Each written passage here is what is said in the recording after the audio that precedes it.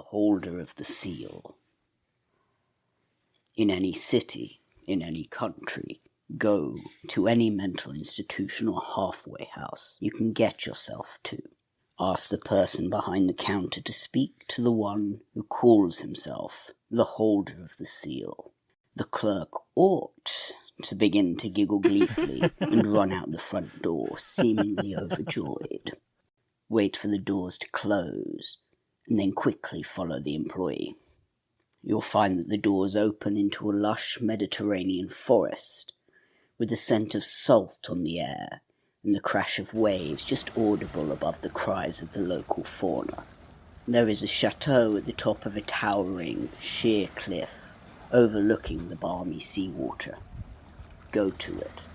Be careful as you trek through the forest, or along the shore, whichever way your journey takes you. This forest, though it may not look it, is not of this world. The chateau should appear deserted, dilapidated, and in disrepair. If it does, enter. If it doesn't, then leave the area, build yourself a hut, and wait the days or months until it does. You want no part of what's going on inside.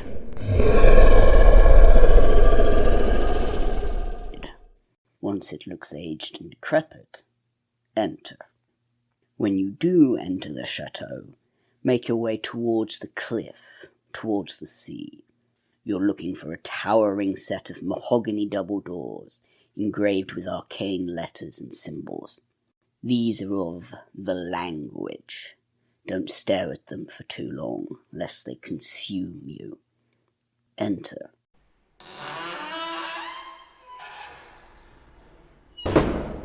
You'll find a library of sorts, looking out over the sea through an enormous panoramic window.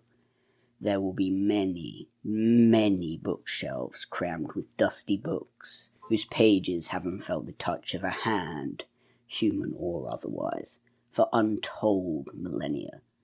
Don't dwell too long on these.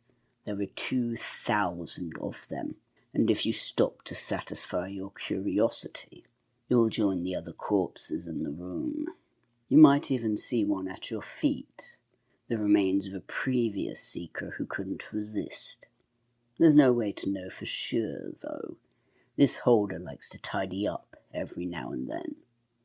There will be reading chairs, too, larger and softer than you could have imagined possible, made of materials long gone from this world. These, too, may have corpses in them, each one hunched over a book. There will be one bookshelf with only a few books on it, the rest scattered all over the floor in front of it, or held in the dead hands of the corpses in the chairs. This is the one you care about.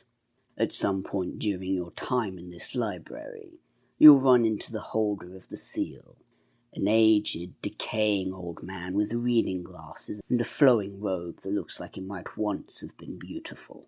He, like his brethren, will respond to only one question. Am I the one to stop them? Ask it, and he'll ask you to help him put the books away. It would be awfully rude to decline. As you're about to put the last book in place, stop and ask the man again, am I the one to stop them? He'll tell you in maddening detail what it will take to stop them.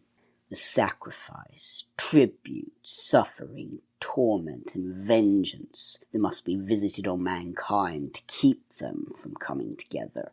Finally, he'll answer your question. You hold in your hands the means to stop them.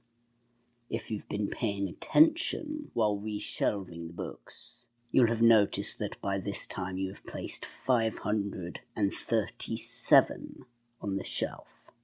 Place the 538th book on the shelf, and the 538 objects' powers will be sealed, their special properties lost, their evil banished, and their holders and seekers freed. And there, as they say, is the rub, because some holders are better off imprisoned by their objects, and quite a few seekers won't be happy to find that the precious objects they've gone through so much trouble to collect are now ordinary objects. In fact, they'll probably be rather angry, and they'll definitely be on their way to the chateau. Now, you have to make a choice. You can leave right now, and you might make it back to the doors you entered this world through before the swarm of enraged holders and seekers arrive to punish the one who's upturned their world. If you leave, they'll find only the holder of the seal, tear him to pieces, and rip the books off their shelves, restoring the 538 to power, and returning motion to the wheels that grind the cosmos ever closer to their reunion. You may escape with your life, but you won't obtain this object. If you truly seek to stop them, however, then you must stay in the library. Soon, every horror ever known will arrive and throw itself against the walls, windows, roof, and foundation of the chateau. They won't get in right away, however. This is the holder's domain, and he has some power here. He won't be able to last for long, though, old as he is, so you'll have to act quickly. Somewhere on the bookshelf is the story of this object. Its book. You must find it and read it. Be warned. The titles, pages, and labels on the shelves are all in the language, and they're not in any order that makes sense to mortals. Furthermore, each book contains the full history of its object, the full history with every gruesome detail of every seeker, holder, or other being that ever came into contact with it. As you read a book, you'll find yourself drawn into the story so much that the trials of each seeker will become yours. Their madness, their fear, their greed, and, more importantly, their injuries. Don't dwell too long on the wrong book. Find the right book and read it. If you survive, the old man will vanish, and you will become acutely aware of every board, nail, wall, nook, and cranny of the chateau, every contour of every chair, shelf, and book in the library, and every word of every book. If this doesn't shatter your fragile sanity, then congratulations. You are now the holder of the seal. They are sealed, but hell is coming to set them free. Keep the books shelved for as long as you wish to stay their hand. If, on the other hand, you wish to claim this object for yourself and damn the rest of eternity by doing so, then simply take the book and leave. Just don't take the wrong one. No holder or seeker that is or ever was in existence will be pleased to have their every secret laid bare in your hands, and you'd be surprised just how many would go out of their way to remove them. Hands and secrets, that is. Again, though, everything is in the language, and you run the risk of getting lost in any book you open to check. If you manage to find the proper book before the holder weakens and the legions of the band crash through the wide window to exact their punishment, then flee out the front door. If you found the right book, you'll find yourself outside the mental institution you started at, as if you just burst out the front doors. As long as you possess that book, no objects can harm you. As long as you possess that book, they cannot be stopped, for there will always be one book missing from the shelves.